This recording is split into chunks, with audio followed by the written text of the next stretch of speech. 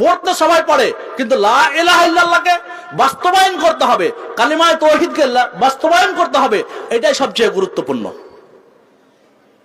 7টা শারায়েতের মধ্যে যদি আপনার ভিতরে না থাকে, একটা যদি আপনার ভিতরে কমতি থাকে, তাহলে আপনি ইসলাম থেকে খারিজ হয়ে যাবেন, ইসলাম থেকে বের হয়ে যাবেন।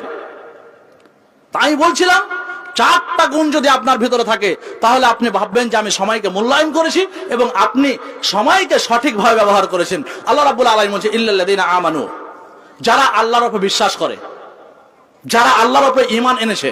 আল্লাহ রাব্বুল আলামিন এই ইল্লা এখানে হারফে ইস্তিসনা ব্যবহার করেছেন।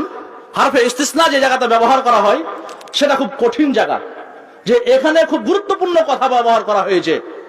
গ্রামারের জায়গাতে আমি যাচ্ছি না, আরবি গ্রামারের দিকে, যে খুব গুরুত্বপূর্ণ কাজের জন্য আল্লাহ রাব্বুল আলামিন হারফে ইস্তিসনা ব্যবহার করেন।